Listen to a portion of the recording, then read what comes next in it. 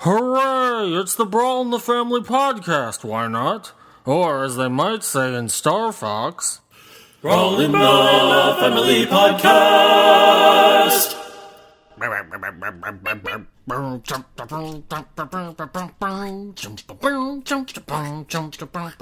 Podcast episode 3, EarthBound and Timelessness.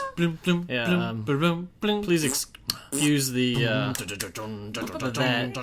in the background, because I kind of messed up and left the sound file at the other place, so I just had to improvise. So you're just gonna have to deal with it.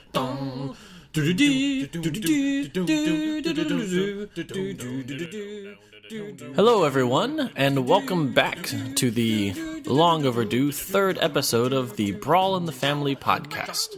I'm your host Matthew, and here is Chris. Hi, how's it going everybody?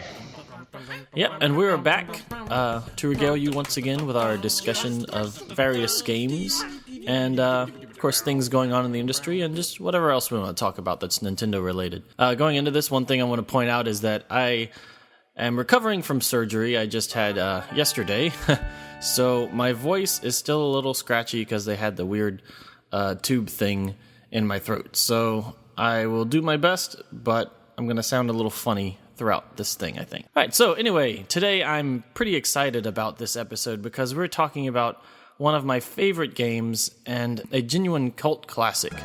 That is EarthBound for the Super Nintendo. Oh, yes. Now, EarthBound, a little bit of history here because I think it warrants it for this case, is the second game in the Mother trilogy. And Mother, originally came out on the the Famicom way back in the 80s in Japan. And they actually translated the entire game for US audiences, but at the last minute, it was pulled because RPGs didn't really have a much of an audience here. They were just getting warmed up with Dragon Quest, and it was still kind of an unproven concept. Now, when when Mother 2 was released, Nintendo decided that they were going to try to localize this under the name EarthBound. And they actually had a really big marketing campaign of $2 million to spread the word about this game, and a lot of promos and Nintendo Power and stuff. Yeah, it was really something. I remember seeing ads for it everywhere, and like Nintendo Power went crazy about it. You always see those huge boxes that it came in. I never played the game back when it originally came out, but I knew about it for sure. Yeah, I mean the ad campaign for EarthBound was you have to understand, like, at the time this was like back when Nickelodeon was big, and we had Ren and Stimpy and Rocco, and there were a lot of like boogers and butts. Yeah, it was all like gross out sort of appeal. Yeah, it was all... They had those scratch and sniff things. Yeah. So basically, Nintendo of America thought, okay, this game has a boss made of vomit called Master Belch. So let's just focus like 90% of our marketing on that and just run with it. Yeah. So essentially, the tagline was like, "This game stinks," and it's worse than being in your gym shorts. It was all stuff like that. It was all this like.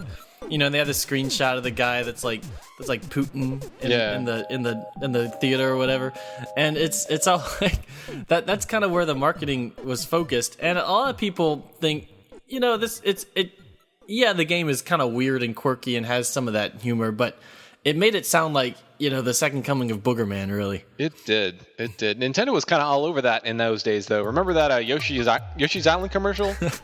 Yeah, he was eating all his stuff and he explodes. That was disgusting. I remember my parents watching the TV when that came on, and they were like, "Oh, that was horrible." They were so like grossed out by that, and Nintendo definitely had the whole play it loud. They had the whole grunge thing going on in the '90s with their ad campaigns, and that definitely spilled over to EarthBound, where they just sort of latched onto the grossest parts of the game and kind of made it sound like it was all like butts and farts and it's like that's the whole game. Yep. But in actuality, it caught my attention personally. I mean, I wasn't like I didn't think it was like the funniest sounding thing ever, but I was like, okay, this sounds kind of neat. I had played Final Fantasy 3 the year before that, and I played Dragon Quest before, so I was no like real stranger to RPGs. But with EarthBound, the game actually didn't end up doing as well as they hoped. Which they obviously hoped for it to do really well because of the big push it had. And like you said, the game was in a big old box. They packaged this player's guide with it, which I'm sure wasn't cheap. And incidentally, the player's guide was awesome. It was really well made, and it's really funny, and it really just kind of immersed you into the world. It made a really great companion to the game. So EarthBound ended up selling somewhere around 200,000 copies. And at that point, Nintendo was kind of like, this didn't really do great, so, that's that. So the series, when Mother 3 finally came out for the Game Boy Advance in 2006, Mother 3, of course, was EarthBound 64 initially, and then it got canceled and moved on to GBA. Nintendo of America didn't want to localize it because they felt the series wouldn't sell well enough, to be worth it. It didn't have a big enough installed fan base. So, despite repeated attempts of the community to get in touch with Nintendo and to make them, bring these games over, they basically just kind of ignored the fans for a really long time. And a really good example of this is in Smash Brothers Brawl. Mm-hmm. So in Smash Brothers Brawl, there's a feature of the game in which a lot of classic titles are playable, kind of as demo versions, but still they're there. Yeah, so you get to play a few minutes of Mario Brothers and Zelda and EarthBound on the Japanese version. But then, for some reason, when they brought it here to America, they deliberately took the time to remove EarthBound from the game. It just seems so spiteful. Yeah. Like it's not that they, didn't want to put in extra work to do something. They actually put in extra work to take something out. And I think actions like that are what led the community to speculate that, the reason they must be doing this must be like a copyright thing, because of the music in the game that people speculated, took inspiration from like Beatles songs and things like that. Right. They thought that Nintendo was apprehensive about, releasing such a title again because they didn't, they were they're a conservative company and they wouldn't want to, tread on anyone's toes. But right. But like you were saying, recently Nintendo's said publicly that no, that was never a part of it. So I'm confused as to why they really had been so adverse to throwing a bone to the American fans at all. It's kind of weird, it feels like there's a lot of factors. Because, the music, like you said, there's a lot of Beatles references. There's one song that sounds a whole lot like one of the songs of the band The Who. Yeah. And it gives the game a lot of its personality. But, yeah, I think a lot of people were worried about this, and that kind of is how the rumors started, that Nintendo eventually said no. Like the past few months, someone from Nintendo basically said that that wasn't an issue of theirs at all. So... Sure enough, when the Virtual Console game came out, it's unedited basically. There's no dialogue changes, there's no music changes. The only change is actually in a couple of the PSI animations. They were they prompted seizures or something. Well, they didn't exactly prompt seizures, but I guess they could have. They were very flashy. PSI favorite thing, rockin', I guess, is what the default is for NES.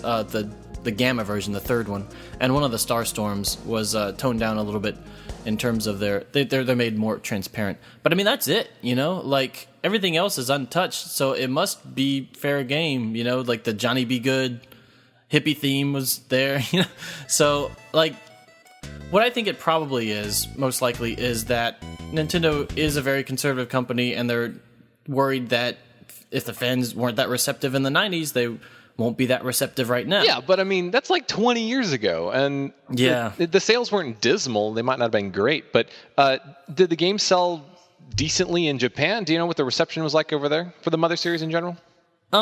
It's a little different in Japan. It's kind of odd because Mother 1 is like the big classic game in Japan. Oh, really? That's kind of like the timeless classic. Mother 2 is seen as like a really good sequel, but it's not as beloved as Mother 1.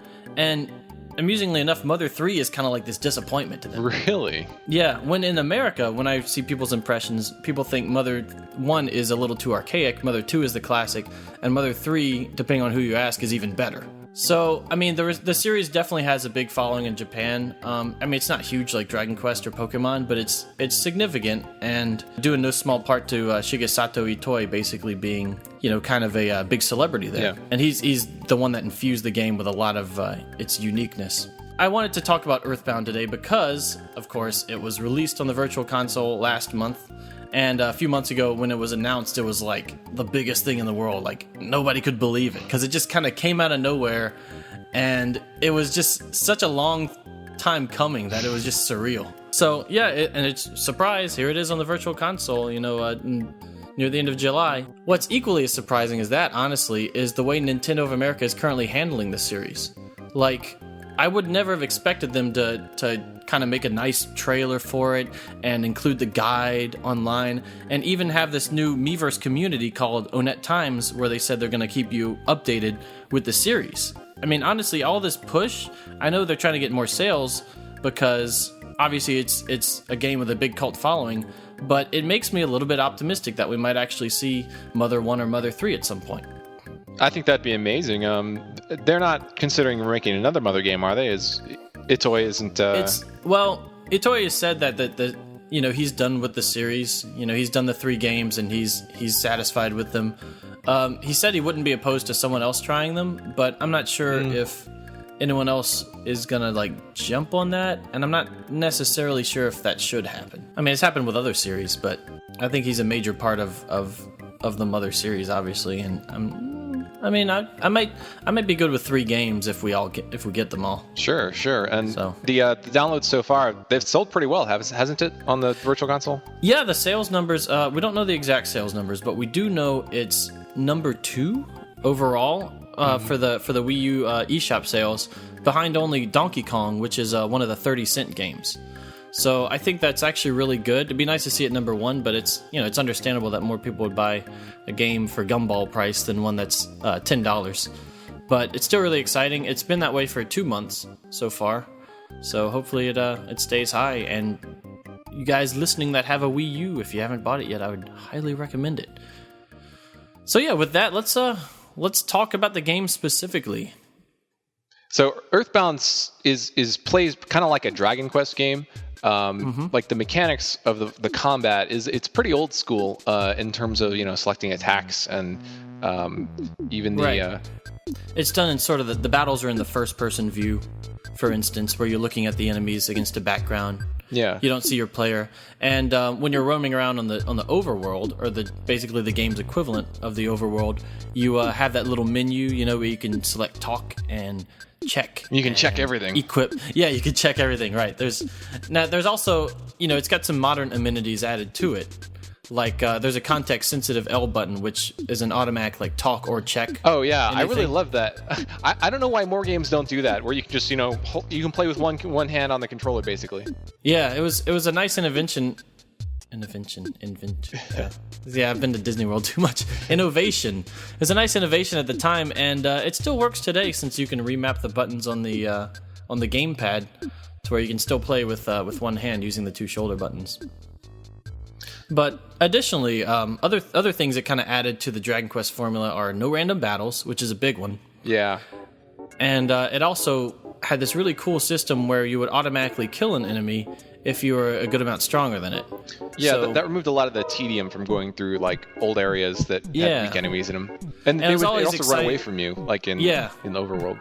That's right. It was always exciting whenever you could automatically kill an enemy that you've been fighting suddenly because you reached a certain level. Yeah. And it's kind of like, okay, this game doesn't really, it doesn't want to waste my time, fighting these little cannon fodder enemies.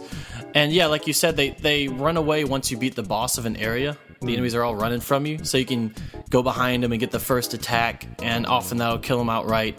So it feels nice and streamlined compared to the early Dragon Quest games. And even today, there's a lot of those elements are not in RPGs, that I think could benefit from them. Yeah, I agree. I think the music score in the game is really one of the standout features of the game. The sampling is very unique. All the instruments in the game. I guess if you look at a lot of Super Nintendo games or Genesis games, a lot of them kind of share the same sound. They use the same musical libraries or something. Right. But EarthBound really doesn't. Everything in the game sounds very unique. And even right now, I haven't played the game in years, but I can still really call back to just the certain notes, certain melodies that really just stand out as being just EarthBound. Yeah, the game really, in terms of its soundtrack, it really just runs the gamut of all sorts of different genres and sounds, and there's a lot of unusual for the time, but there was a lot of atmospheric tracks that are just like they do like a whole lot of that. There's then there's the more melodic tracks like the town themes, you know, Onett and Tucson and Threed, and you also have these really funky techno songs that's like, you know, it's got that kind of thing going, and like you said, the sampling really makes you kind of pay attention to like the crazy sounds that are coming out of your Super Nintendo, you know, that you wouldn't hear in other games at the time. You know, most RPGs have that sort of orchestral sound, and EarthBound sort of went in all sorts of different directions. It really did. I think the story of the game is told in a pretty interesting way too. It's not it's not really overblown or anything. As an older game, you know, they didn't put the same sort of production value or focus on cinematics like you'd expect today. The story is kind of about the journey. You know, I feel like the game is almost like this big vacation. You know, you're leaving home, you're exploring all these fantastic areas. I mean, fantastic in, you know, the literal sense, and you're kind of growing along with Ness. You know, the main characters, Ness, Paula, Jeff, and Pooh, they barely have more than a few lines apiece, but it feels like these are people you know. They feel like four friends on an adventure, and the story kind of comes from just your adventure that you're having, the characters that you're meeting, the things that you're doing. It just feels very personal to me, and nostalgic and exciting. You know, it's not, like you said, it's not overblown. It's not trying to hype up the melodrama or anything. There's a few parts where it's kind of satirical, and then it sort of comes full circle at the end where everything kind of comes together. Yeah. And, you know, there's kind of a simple story behind it all, but it just feels so well realized, and there's just details everywhere in terms of the world building that it really feels like a believable and exciting, albeit strange, world. Not to spoil anything, but the villain you don't really learn much about Gygas until the very end of the game. He's mentioned here and there, and you kind of see his influence, but you don't really know anything about what he is or what the whole deal is until the very end. But it works in a very interesting way, just because of the nature of Gygas. It's a very big departure in tone from the rest of the game. Yeah, that whole end sequence is pretty incredible in that it doesn't feel really like there's really nothing else like it, I think. Yeah. And it works for Gygas because a big part of his whole mystique is that element of the unknown. Definitely. Moving on from that, one really interesting thing about EarthBound I've noticed over the past few weeks is that when the game came out, some reviews kind of blasted it for having very primitive graphics. Because at the time, people were playing RPGs for kind of that Lord of the Rings look. They're looking for the kind of the fantasy and the detailed worlds and the dragons and the dungeons. But with EarthBound, it's you know, they go for like this kind of faux retro 90s, like 1950s kind of Americana satire thing. And it's completely different from anything at the time. And so some people are like, this game's ugly, you know? Why would I want to play this? It's just like some kid walking around. It looks like an NES game. But now when I look on Miiverse, people just love the graphics and they love the music because it's aged really well. It still stands out and the art style still shines through, even when games like, for instance, Donkey Kong Country are criticized nowadays for looking kind of dated. And it's just kind of fascinating to me how that just kind of flopped around. I think that's because it's kind of flat. There's not a lot of depth to the color in a lot of the overworld and the characters and stuff. I mean, in the combat segments, I think you get some more detailed art on the enemies and such. But it's a lot of like pastel colors. There's not a whole lot of shading or anything like that. Yeah, it's weird because it almost makes me feel like the games that will be remembered for their art are the ones that are not trying to look the most realistic that they can, perhaps. Very true. Because maybe in 10 years, I mean, who's going to be impressed by, like, you know, the visuals of the latest Call of Duty? No. And by the latest, I mean the latest today, you know? Yeah. Yeah. I mean, people remember Wind Waker a lot more fondly than Twilight Princess in terms of art. Absolutely. And So Wind Waker was a game that caught a lot of flack when it was first shown because people objected to the art style. They're like, "Oh, this isn't Zelda, or this isn't the Zelda we want," or something like that. But nowadays, everyone, not only does the game still look fantastic today, to the point where I don't even know why they're making an HD version because it still looks great. I think everyone today will look back on it as a great game that's going to live on. Like, everyone's going to continue to remember it as a great looking game because of the style, not because of the technical feats that were put into it, because that's what really lasts in terms of the art, like the style of a game. If the visuals are going to have staying power, it's going to be because of the style and the actual like artistic effort that went into it, not the technical prowess that the game displays. Yeah, like thinking back to my favorite looking games, they all have really strong art styles, even if they came from the NES or 16-bit era. So yeah, I feel like there's so much more to cover for EarthBound. I haven't even gotten into the game's like just whole quirky nature yet, but it just feels like one thing after another, like one really creative instance after another. If I think back to something like Chrono Trigger's courtroom scene, it's a really memorable part of the game for me. Yeah, because you're doing something very unique and different. And EarthBound often feels like moments like that over and over. Like you're gonna break up a cult that worships the color blue. You know, there's you go to Saturn Valley and fight a giant pile of barf. You know, it's all sorts of just really unusual things that you're doing in this world, but it doesn't feel like just random for the sake of randomness. It really just works together in its own unique way, and it makes the game really stick out to me. It feels cohesive to me. Yeah, I know what you mean. And that's kind of an interesting thing to say about the game, because cohesion is not really what I would immediately associate with it, because it's so, I don't know if off the wall is the right word, but it's from the beginning, it's a quirky game. You're a kid and the meteor crashes and you're talking to like a hornet or something. Yeah, Buzz. Yeah. But he is not a bee. A bee he is not. No, he's like an alien or something. Yeah, he's a creature from the future. Yeah. But really, every detail about the game is just a little, like, it makes you go, wait, what? Yeah, it's like a kind of a skewed version of our world a little bit. Mm-hmm. It kind of reminds me a little bit of the show Adventure Time, in that what's happening is kind of crazy, but it's pretty normal to the people that live there. Yeah. You know, so this is part of their world. This is part of their reality. So, I mean, there's just so many instances in the game that are like this. You know, you find contacts in the desert and you give it to a guy in Forsyth to get a pair of stinky socks that you can throw at the enemy, and they're gone after one use, and they're all but useless. All right, there's an apple and an orange kid. The orange kid is this nerdy, like, dude that's just hot stuff. The girls love him. The apple kid's a slob that says he hasn't taken a bath in a while and he asks you for food. But the orange kid doesn't help you at all. He makes this one machine called the Super Orange Machine, or Suporma, which you use it once, it plays the song Ode to Orange Kid, and then it immediately breaks.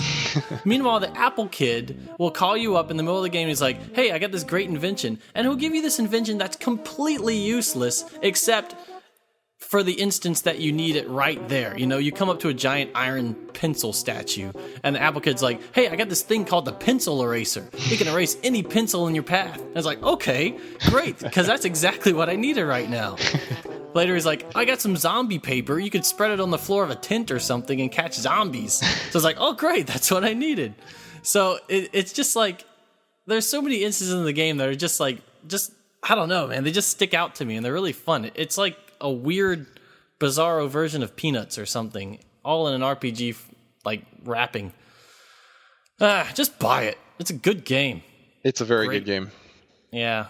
For now, we will move on to our next section. And this is where we talk about things that bug us a little bit. And it's called, Why did it do that? Why? Why did it do that? Sometimes we do stupid things, everything we talk about them. It's called, why did it do that? Why? Why did they do things like that? Why? So today, I'm going to talk about why did they do that, because I'm feeling a little frustrated. Now, I don't want to be one of those guys that says, oh, Nintendo, I used to love Nintendo, but they were great until the GameCube days and the Wii days, and they started making stupid games. But I was not really thrilled with what's going on at E3. Okay, so it's a little late for E3 talk, and I know that the first Why Did They Do That section was me complaining about a guy complaining about the Wii U. Yep. But now you're that guy. Now I'm that guy. What have I become? I've become everything I hate. Here's the thing. Every year after Nintendo, like the year after they release a big system, they always have an awesome E3 with it. Like the Wii had the Galaxy and Metroid Corruption and some other stuff. Yeah, so they had some exciting games for the E3 afterwards.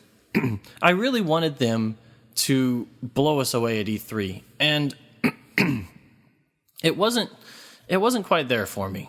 I feel like I'm really excited about Smash Brothers. I'm really excited about Mega Man, but I really wanted to see more games that use the Wii U gamepad, because that's kind of the whole big selling point of the system. And what we got instead were, I feel like they're trying to replicate the success of the 3DS with the Wii U, but I don't know if it's going to work. Like, I wanted to see Galaxy 3, or the next big Mario game. Yeah, instead we got Mario 3D World, which could be a 3DS game for all I care, Yeah, I mean, I want to be more excited than I am for Mario 3D World, but it's just, I like 3D Land a lot, but that's a 3DS game. Yeah. If it was released on a home system, I don't think it would be as... I mean, I know it doesn't sound fair, but it's not Mario Galaxy to me. It's not a big, grandiose adventure that pushes the platforming genre forward and has, the best soundtrack ever. All right? That's kind of what I was expecting the Wii U Mario to be. I wanted the next level of platforming. But we got a game that, like you said, could pretty much be done on the 3DS with some downgrades, obviously. And 4-player multiplayer I like multiplayer in Mario. It's fun, but it's not like what I want them to build the game around. No. And it sounds kind of like they built the game around this. So really my main complaint is really with Mario. Because, I did want to see Metroid, but I actually really like Donkey Kong Country Returns a lot. So, I'm pretty excited for Donkey Kong still, and I'm pretty excited for... Well, okay, Pikmin 3 just came out, and I've been playing that, and it's, super fun. But I still want to see more gamepad integration, because there was, none, Yeah. I want to see something really creative, and Nintendo Land used it in really creative ways, and I love Nintendo Land. But... it's time for Mario should be awesome. That's the thing. All right, this extends to my feelings about the Mario series. It used to be every Mario game was awesome. Then it was every console Mario game was awesome. Then it was every console Mario platformer was awesome. Yeah. Then it was every console Mario 3D platformer was awesome.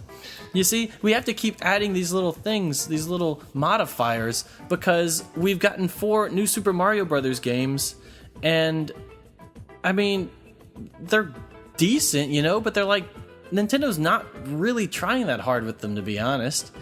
You could say the same about Zelda, more and more qualifiers have to be added to the phrase, all Zeldas are awesome, well, all console Zeldas are awesome, and now... Well, to be fair with Zelda, at least, Twilight Princess and Skyward Sword and Wind Waker and Majora's Mask and Ocarina of Time, they're all 3D Zeldas, but they feel different and they look different from each other, and they have different areas. That's true. Here's my problem with New Super Mario Brothers. There are 4 games in the series, 4.5 if you count Luigi, and they all use the same 8 worlds. Every one of them. They use the same 8 worlds. They use grass, desert, water. If I see another desert world in Mario, I'm going to shoot myself. How is this still interesting? I know people work hard on these games. I know the level design is really smart. All right, I can appreciate that. Yeah. But this is like fast food, Nintendo. It's not lasting. I don't feel like in 20 years I'm going to be like, I really want to play New Super Mario Brothers 2 today. Yeah. Come on. It feels really disposable. I want Mario to be every Mario game to be awesome. And it's just when you reuse assets and when you reuse music, that's not even that good, to be honest. Yeah. And you have the same like worlds, and like some boss battles are reused, and it's like the art style is kind of like Mario Party, kind of plasticky, like there's no character to it. It's there's some character to it, but it's old character. It's like it's like I can clearly tell the difference between a Mario Galaxy 2D like level, you know how sometimes it goes in the side scroller, and New Super Mario Brothers levels. There's just a clear difference in terms of art style and lighting and effort to me, and it's just I know 3D Land and 3D World are done by EAD Tokyo and they're different games, but this is not what Mario needs right now. We just got through 3 New Super Mario Brothers games, if you count Luigi. So it's time for Mario to come back and make something really awesome to usher in the Wii U, because if Nintendo doesn't utilize the gamepad, who will, honestly? I'm worried that it's going to turn into a gimmicky thing. Like you look at the Wii, and some games use the Wiimote in an interesting way, but most really didn't. And it's usually Nintendo games that do that. They're kind of the guys that came up with this, so they usually have really good ideas. And here's the thing: I really like the Wii U. I really like the gamepad. I like pretty much everything about the system, except that the fact that it doesn't really have games. I think there's a lot of great things they could do with the gamepad, but for some reason they seem to like be playing it like super safe with it right now. Like even Pikmin 3, which has the map and the go here function, which is great. The best way to play it is with the Wiimote and nunchuck, because you can point at the screen and have the gamepad kind of at your side. This is the time for Nintendo to really fire on all cylinders, and I don't feel their output that's coming up feels like must-have stuff right now. Yeah, I really expected more as well. Honestly, by this point, I expected them to do something like they did with the 3DS when they cut the price and, gave the extra downloadable games to people who had already purchased it. Because, the sales have been low, and we've heard bad things from publishers, and I'm kind of surprised that they haven't in some way, shown that they're all in for the Wii U and they're really going to support it, because it's just been kind of mediocre news after bad news after nothing sounds good that's coming out for the Wii U. I've heard they're going to discontinue, I guess, the basic Wii U, and I don't know what else they're going to do, but that's some of the speculation I've read, which I think would be a good idea, because 8 gigabytes is really not enough for the storage space, I think. Yeah, the basic Wii U didn't really sell well compared to the other one, so they don't really need the 2 SKUs. Yeah. In general, I think a price drop would really help if they bring it below 300 to 79 or something. Yeah, I think that would help a lot with their holiday games.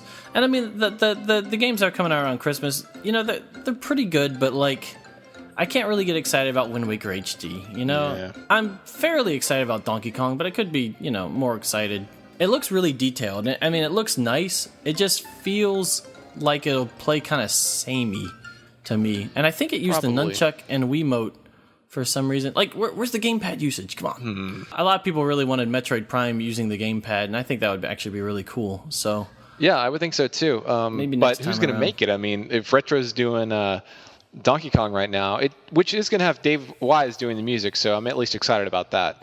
Yeah, that was the one thing, that and the shake to roll mechanic were the two problems I had with Returns. But I guess once that releases, Retro can work on something else. I hope so, but I hope they're not. I hope they can do something original instead of just churning out Metroid and Donkey Kong games. They're great, but I think that would be kind of wasting them if. Yeah, a lot of people have been wanting an original Retro IP, if Raven Blade ever got resurrected or something. But yeah, so that's my little rant. It's and that really one game could change it all. For me, it would make me feel less weird about E3 and more excited about the Wii U's future. Mm-hmm. And that game is Mario. If they release Mario Universe or whatever this Christmas, with gamepad usage, that was really exciting, and the whole game looked like awesome adventure, I'd be very happy about this year. Yeah, I think that's really what the Wii U did need. I'm also disappointed that they went the route that they did. I think the sales for the New Super Mario Brothers games have been very good. I can only speculate that they got to be looking at this from a financial standpoint and saying, well, these games are really popular. Mario 3D Land's really popular, and like from a game design standpoint, Mario 3D Land is pretty similar to the new Super Mario Brothers games. It does a lot more, and it's a refreshing like take on it. But the structure of the game is pretty similar.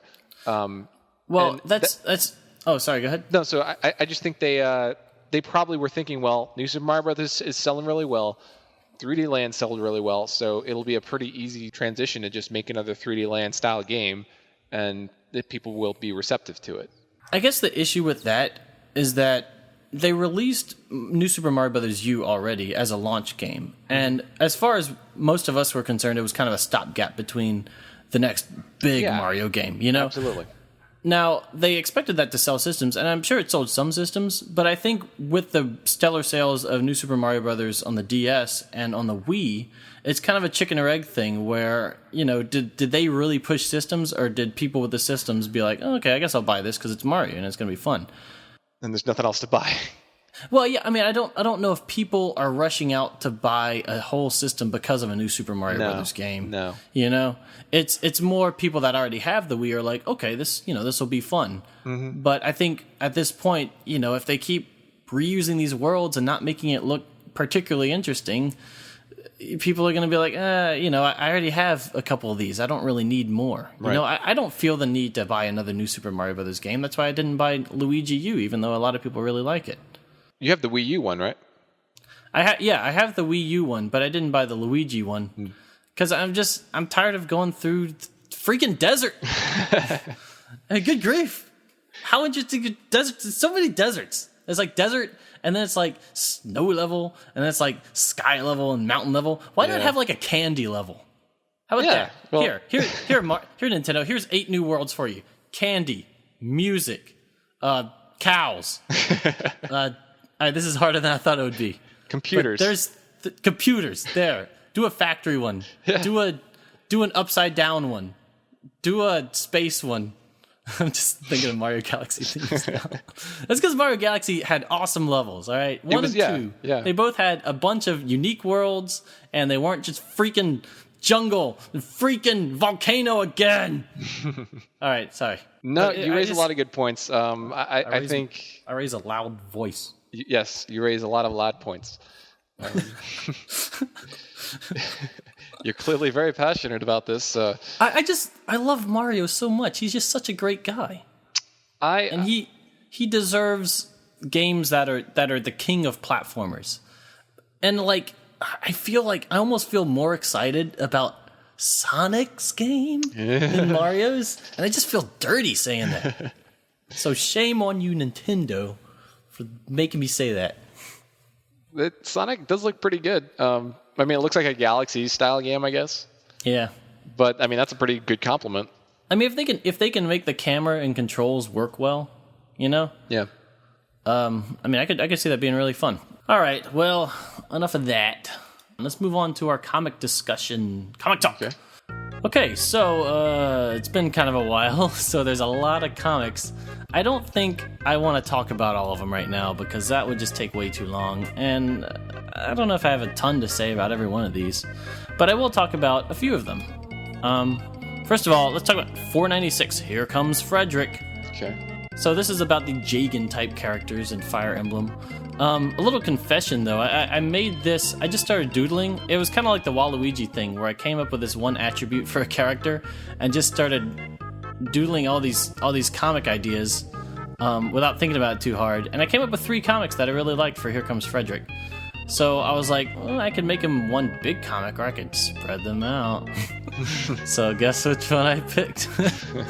So yeah, this is the first of the 3, and the other one was actually the third of the 3. I don't know if I'm ever going to put up the second of the 3 or not. I really like it, but I don't know if it stands on its own as well. But there's that. And yeah, I designed this guy around kind of that Hey Arnold art style, because I love Hey Arnold, and I don't know if I really had a reason beyond that. So, 477, B. Royale and the Family.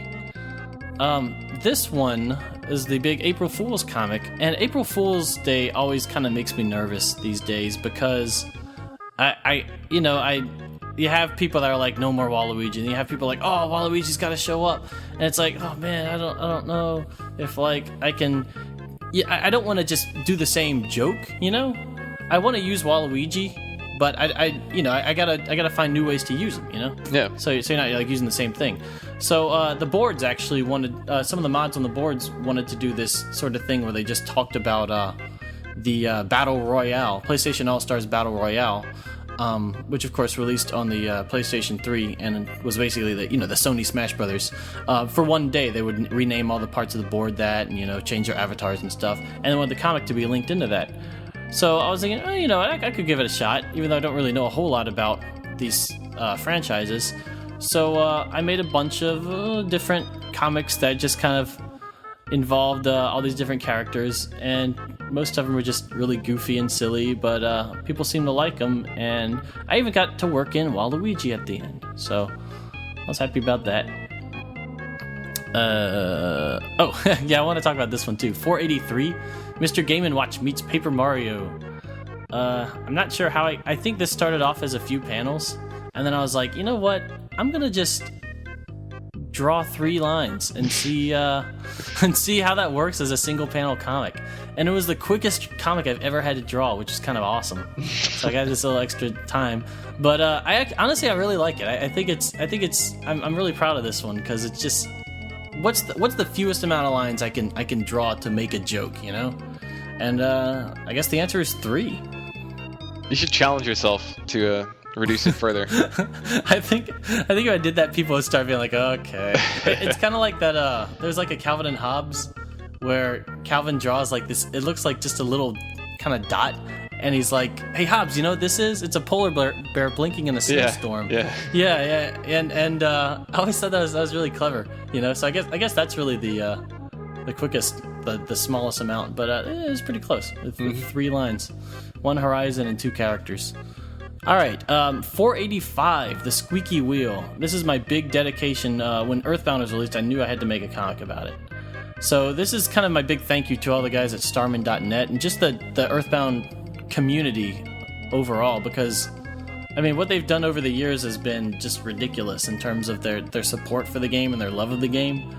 There's like thousands of images out there, thousands, probably, well, maybe hundreds of songs, remixes, and just tons of letters and things that they've done over the years. It looks like Miiverse was actually the straw that broke the camel's back, but I think, I really wanted to have a big just dedication to that whole fan base, because they're the ones that helped make it possible. Yeah, they are super fanatical about that series, and I think it's been really cool. I haven't really been a part of it myself, but just to see, they mail, how many thousands of signatures did they mail to Nintendo of America from Mother 3? Oh man, I'm sure it was in the... Was it like 300,000 or something?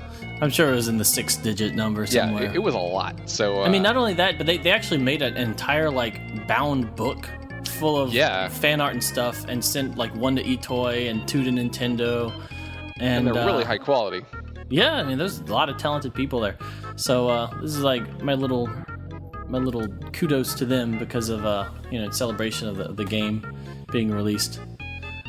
Okay, moving on is 487, Sonic's Eyes. I just think Sonic's eyes are weird. They're connected, and there's just a bunch of visual things I could do with that.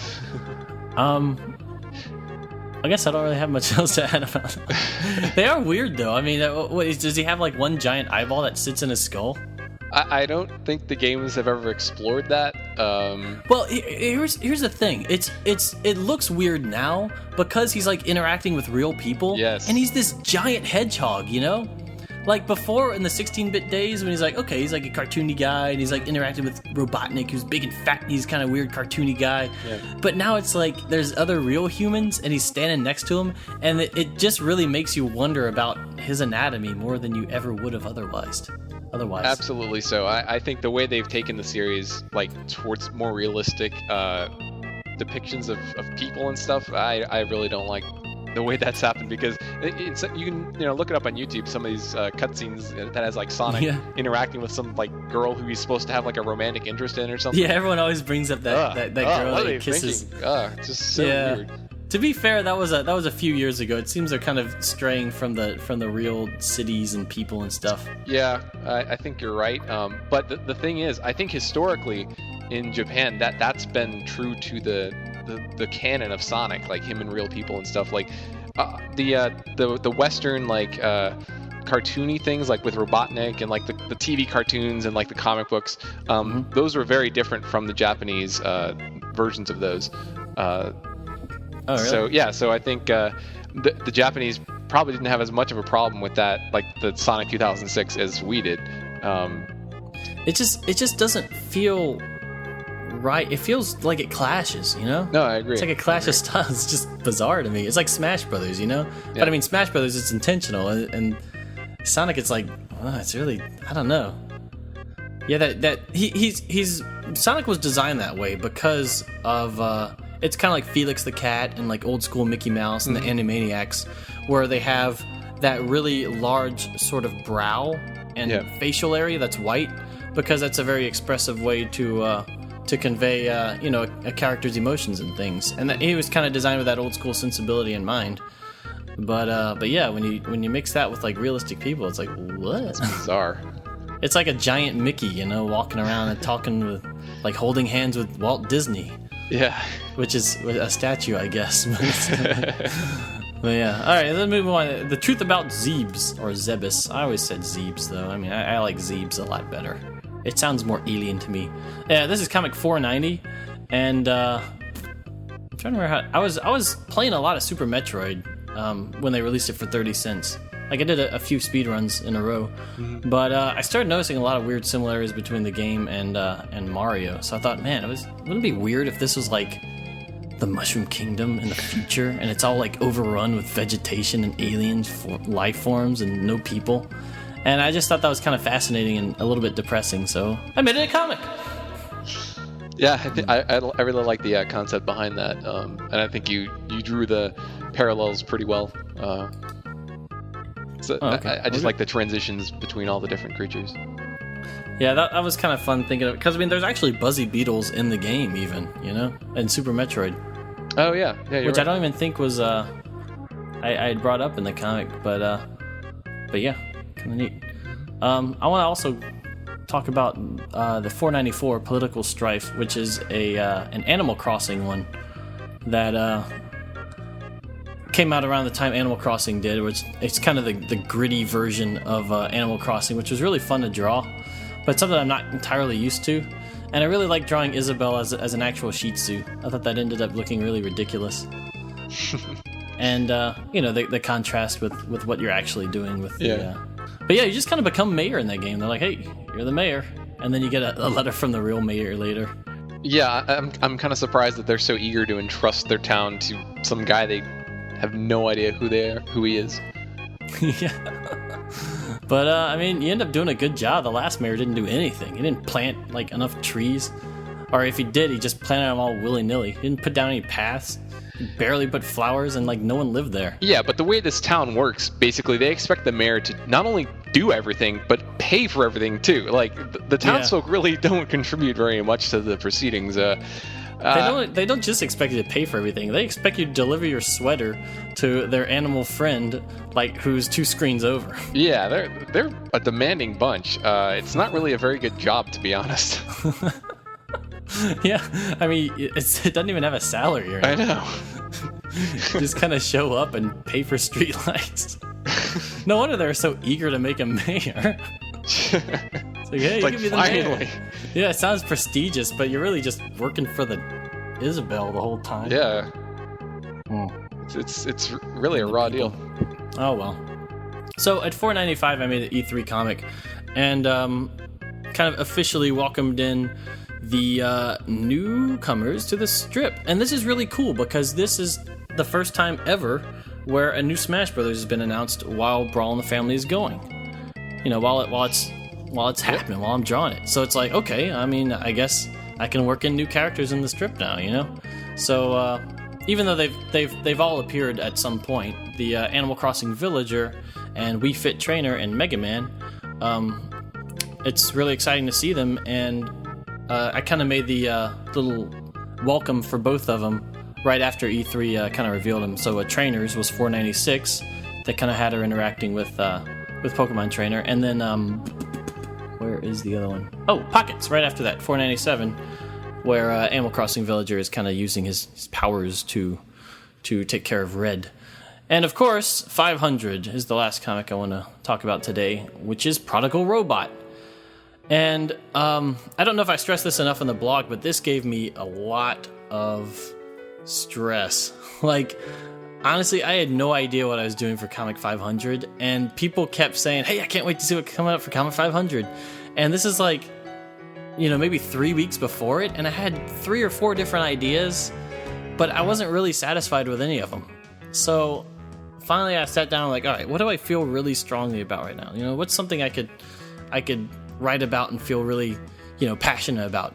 And it kind of came back to Mega Man and his big reveal in Smash Brothers. And I thought that was just kind of a poetic thing, because if you think about Mega Man's story, like, he had these games, he was this great, video game character in the NES days. You had Mario, you had Link, you had Mega Man. It was like a classic Nintendo character.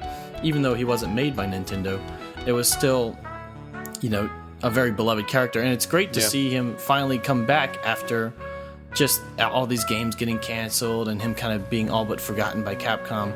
So I thought, I'm going to make a comic about that. It'll be a big Mega Man tribute, and it'll end with the Smash Brothers trailer.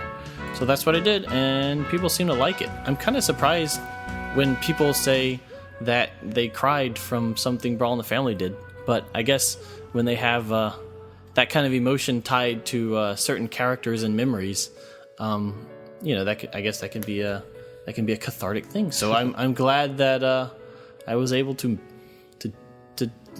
reach people, I guess, with that comic. Yeah, I think that's something you've been pretty effective at a number of times. Like with It Only Takes a Lifetime was a standout one. But I mean, with that, you're really going for the emotion, I guess. But in Ode to Minions, like, you got a lot of comments about people being really moved by that. Even though that was still kind of a jokey, kind of humorous song. Yeah, it's kind of funny with Ode to Minions. I was kind of trying to be melodramatic with it, but I think it ended up being still a little bit sad, which wasn't the original intention. But I guess I'm glad that people are respecting the Minions now. Mm-hmm. So with Prodigal Robot, I don't want to try to. I don't want things to get too treacly, or is that a word, treacly? I think it is. I think it's a word. I'm gonna call it a word. Okay. Or too saccharine. But I did want my affection for Mega Man to come through in this video, and the excitement of having him back with the Nintendo crew, and in the comic. As someone who hasn't, when I was a kid, the only Mega Man game I actually played was this really crappy one for for MS-DOS.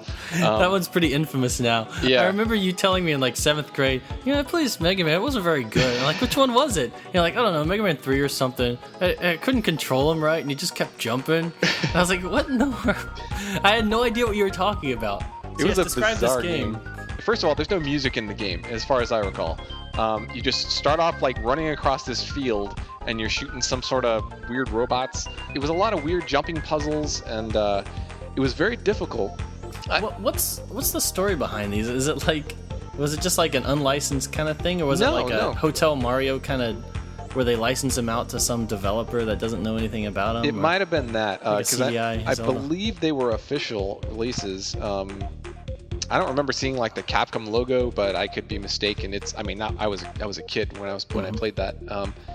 I've seen footage of those games. They're a mess. They are. They're nothing like the Mega Man that we know and love. But that kind of colored my opinion of Mega Man for a while, because we had that on my computer as a kid, and I'm like, oh, that's Mega Man. That's kind of not very fun.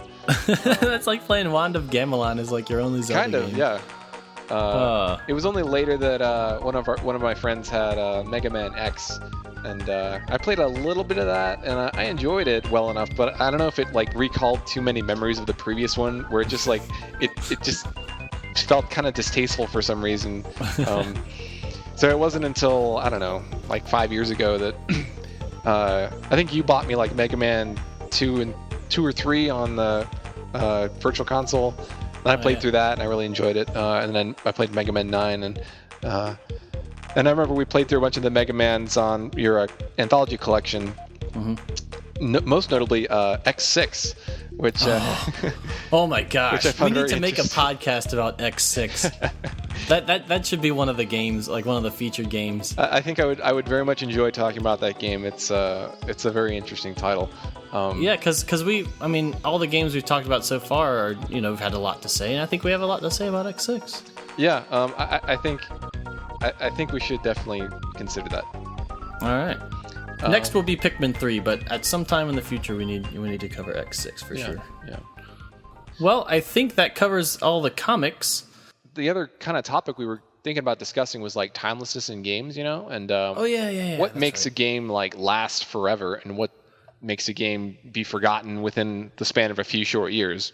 Yeah, this is kind of interesting because we touched upon this with the EarthBound comments. I mean, a big part of it, I think, is that it has to still stand out in some way, even years later. And it's a little unfair because a lot of games that are really great at the time may not be so great after some time passes, and they're improved upon by subsequent games, for instance. Yeah, when you have games like, I don't know, Call of Duty or something where the developer just makes another one each year that is going to be better than the last one, those games very quickly fall out of relevance because there's just a better version of them. Just go to like your local game store and see how many sports games there are. Yeah, and how cheap they are. And it's like not even like just like GameCube and PlayStation 2 and PlayStation 3. It's like way back in like the Super Nintendo days too. You have like all these basketball and football games. Yeah, the sports games have pretty much always been that way. I don't think with other games it's been quite as common until kind of recently. I think Call of Duty, Guitar Hero is a good example where they just kind of re-released it several times. Yeah, Activision's kind of big on that. Mm-hmm. Where they get a game with really good reviews, and so they release it kind of yearly, and it keeps getting really good reviews because it's not, really worse than the past one. Yeah. So reviewers are like obligated to be like, okay, it made some improvements. Tony Hawk 2 gets a 10 out of 10. I mean, you're not going to go back and be like, play Tony Hawk 2 and be like, wow, this is a pinnacle of game design. I mean, Tony Hawk was really good, but it is one of those annual installments that you're talking about where you really just need one of those games. Right. You're not really going to get a drastically different experience. So I think that was a series that got overexposed too. Yeah, it was not only the fatigue that everyone had, it's like, oh great, another Tony Hawk game, but then the games just stopped being even as good as the previous ones, so it suffered from both of those things. If the series continues to be good, then people will probably still play it to some regard, but if they start messing it up, then the fact that there's been so much of the series is going to compound with the fact that the new game isn't that good, and people are just going to give up on it. I think a good way to avoid that is to give a series a rest for a few years and then bring it back in a big way. Sure. I mean, you can keep a series going for as long as you want if you just don't cram it down everyone's throats and make people sick of it, and you focus on each title and try to make it something worthwhile, something that's going to stand on its own two legs, not just based on the strength of the brand or something.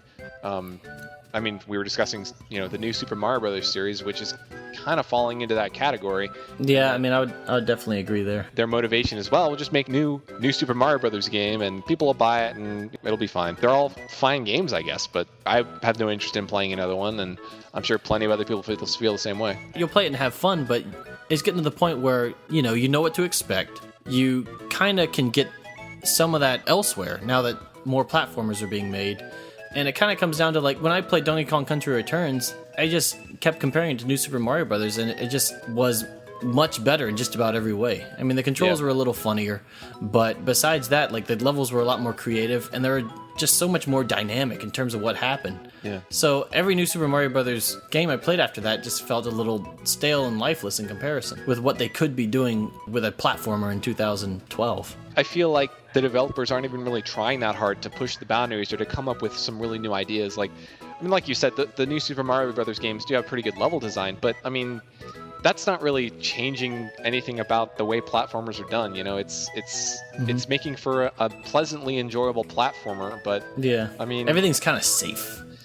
Like, it looks safe and it sounds safe. On one hand, I can appreciate the fact that there are always going to be new gamers who haven't played old Mario games, and for them to be introduced to Mario through a new Super Mario Brothers game is I mean, I can appreciate that they could get a lot out of it that we might not, because we're a little jaded on the Mario formula in that sense. played dozens of Mario games, and by this point, it's not going to impress us to do the same thing over and over again. So I can almost sort of understand them wanting to have one niche of their product offerings be games that might be easy for them to make, but will also appeal to a lot of fans who might not have played a lot of Mario before. But at the same time, it's just kind of boring to anyone who's been in the gaming scene for a while. For it to seem like the developer doesn't really have a fire in their belly to, make some really interesting game, that's just kind of boring to me.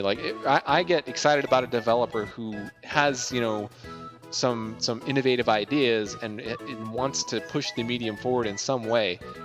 That's what I'm interested in as far as games are concerned these days. And a lot of the big franchises, I don't get that from.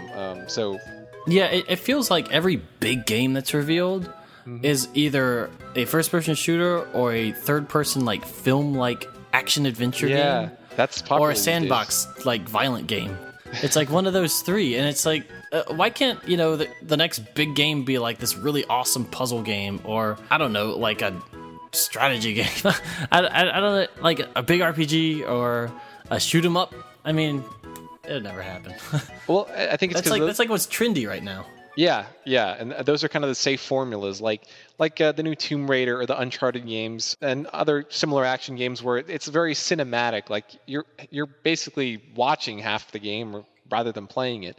It gives you the illusion of playing it because usually you have to press a button at the right time or you just press forward to keep moving forward. But I find that pretty boring. It'd probably be more interesting as a movie than as a gameplay experience because they're not doing anything interesting from a gameplay perspective. And I don't think that makes an interesting game. I think that's just kind of lazy.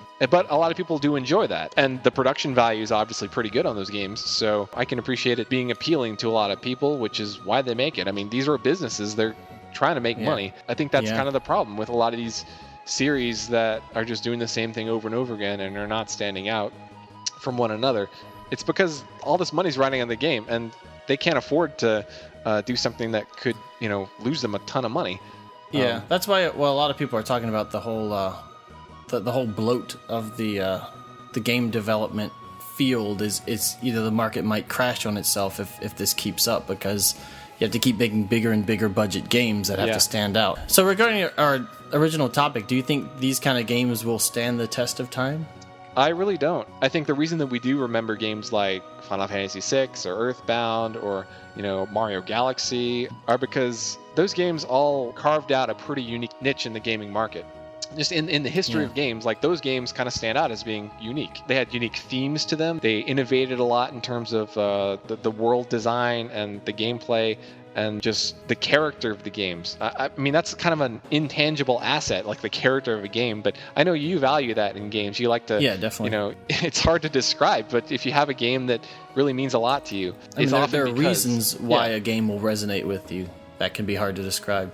But, I mean, EarthBound is definitely one that feels that way, that has a ton of character to its world. It feels like a ton of love and detail was poured into the game.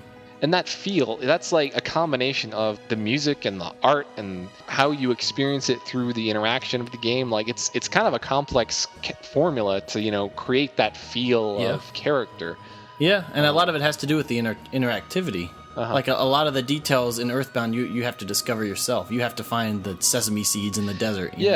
You know? It's not like you watch a cutscene and this element is, displayed. Exactly. That's what I don't enjoy about a lot of these modern games. It's basically a roller coaster ride. You're just going from point A to point B, and the game basically forces you to watch things that are happening, some big buildings exploding or something. And I'm sure that's technically impressive, but it's just okay, this is not really an interactive experience. I'm not discovering something on my own. I'm just sitting here in my seat and being shown this thing. I would far prefer to be able to find a little detail in the world that somehow fleshes it out for me and just read a couple of lines of text rather than watch some plane crash into a building in front of me that everyone else who plays the game is going to see as well. Because you barely have any control over what your character's doing at the time. I think interactivity with the game is something that a lot of the modern games that are trying to be safe kind of sacrifice. Yeah, no, that's true. It's like they're trying to be too movie-like. And, if we wanted a movie, we can watch a movie. And I don't think that's going to really stand out in the future, because the things that those games succeed with is pretty much the technical impressiveness of what they're doing. Like, yeah, at the time, what's technically impressive. But it's not their stories, it's not their dialogue, it's not their characters. It's those things are not going to be remembered in a few years. Like, no one's going to want to play Modern Warfare 2 single player, campaign again, like, ever. But yeah, in conclusion, play some EarthBound, guys. It's a good game. Yes, everyone should go buy it. Yeah, we got to support the series. This is the first time we got anything Mother related in the U.S. since, technically since the Mother 3 iTunes album, or 3+. But before that, EarthBound itself on the Super Nintendo. So please buy it so we can get more of the series, because it's awesome. And also, it's a really good game. You'll enjoy it. I promise you. I also promise. Yeah, see, we both promises. That's pretty good. Mm-hmm. And by the time you hear this, Brawl in the Family should be back and running with Comic 501. Now it's that time again for all you cool cats to relax to the smooth sounds of Music Break. Today's tune comes in the form of an EarthBound homage, brought to you by our very own Matthew Toronto. So just kick back and let the dulcet tones of the music flow through your soul. Aw, yeah.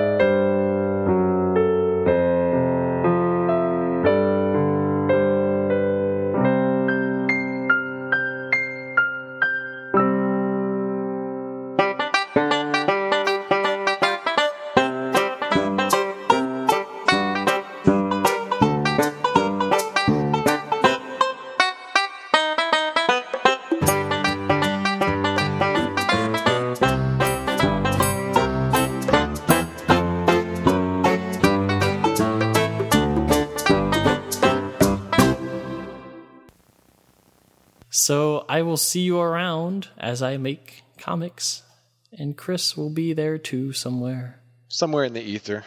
Yes. Also, buy stuff from the store. I have a lot of books here, and we need space in our garage. Thank you. Oh, speaking of that, I'm thinking about Brawl in the Family version 2, or volume 2, or whatever I'm going to call it. So awesome. Not sure exactly how that's going to go down, but it's in my head right now. It's happening. All right. Oh, also, one reader comment. When I posted up the art for the podcast, one of our readers said, "Why is Chris's head so big?" Now, Chris, why is your head so big? That's how I was born. It's a mystery, I think. No, it's probably genetics. Pretty much all the men on my dad's side have had large heads, and I didn't know that. Yeah, that's awesome. My dad has a large head. Grandfather has a large head, and so forth. Is it like the dominant gene or the recessive gene? Like if I did a Punnett square, would the head be a capital H or a lowercase h? I don't know. I think it's very dominant. In my life, it's very dominant. Yes. You should get married and have kids with large heads. Yeah, no, that's quite an idea. I'll consider it. You could go to like Disney World or whatever with your family, and it'll look like a bunch of balloons. It'd be cool. You were the one who started calling me Big Head. That must have been, 7th grade? Honestly, I don't think I noticed right away until you brought it up. You're like, I have a big head. And I was like, I guess you do. I'm going to call you Big Head the rest of your life. It's not really it's not what people would notice immediately upon seeing me, but the various side effects are that I pretty much can't wear any hats. There are very few hats that will fit me. In marching band in high school, they had to actually take the larger size hat and simply cut open the entire back of it so it would fit on my head. So they couldn't even sew it together. It was just this giant, opening in the back of the hat. That's pretty good. Yep. Well, things could always be worse. You could have butt problems like me. No, I prefer large head problems than I have problems with my butt. Yeah.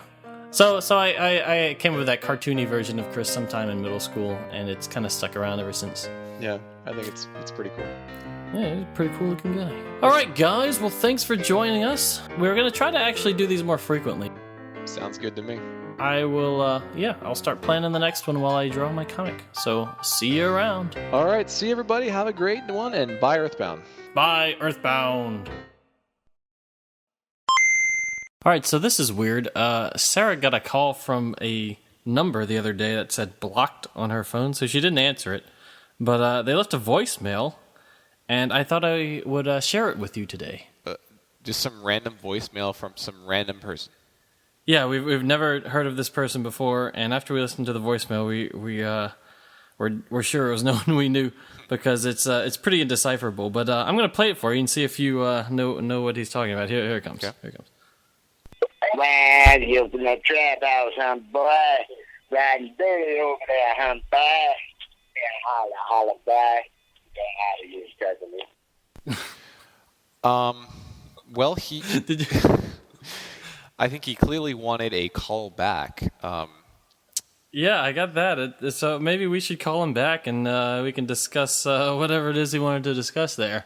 When you tried to transcribe it to me in text earlier. Yes. And you did a good job of it, actually. Oh, yeah. It's kind of like a...